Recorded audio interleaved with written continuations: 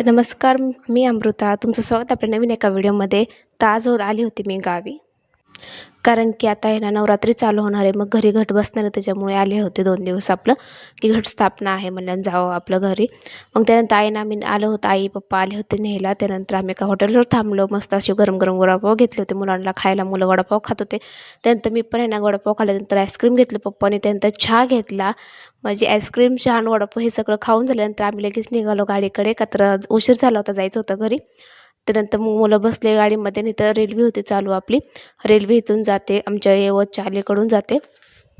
त्यानंतर आम्ही तिथून निघालो लगेच. त्यानंतर निघालो का लगेच मुलांची चालली होती मस्ती इथं करायची. त्यानंतर ना जातात आम्हाला बाळूमामाची मेंढरं दिसली. मुलांना खूप भारी वाटतं बघण्यासाठी. मला तर वेगळं वाटत नाही, का तर मी बघितलं आहे लहानपणीपासून. म्हणजे आमच्या गावी येते सारखं मी बघितलेलं आहे. तर मुलांना लयच वेगळं वाटतं. मुलं सारखं बघत होते, कशी आहेत मम्मा मेंढरं, कशी आहे कशी आहे बघण्यासाठी.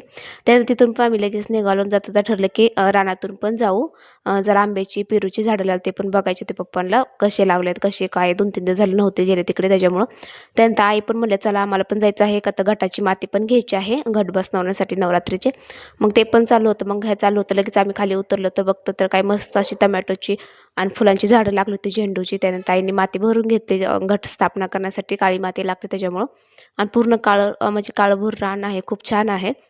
त्यानंतर ह्या दोघांनी चालले होते तिकडं मस्ती करायची आणि चाललं होतं इथं पाणी आहे थोडंसं, आणि त्यावरती पाण्यामध्ये दगडं टाकायची चालली होती ह्या दोघांची कामं इकडं. आणि त्यानंतर परत चाललं होतं तिथं मस्ती करायचं. त्यानंतर इकडं मस्त असं काळभोर रान आहे. त्यानंतर ह्याच्यावर ह्या गोणीमध्ये घेतली होती थोडीशी माती घेतली होती. थोडी पण नाही जास्त घेतली, एखादा शेजारच्यांना पण द्यायची होती आई म्हणल्या, त्याच्यामुळे जास्त आईने घेतली होती माती. त्यानंतर ह्या दोघांचं चाललं होतं यायचं.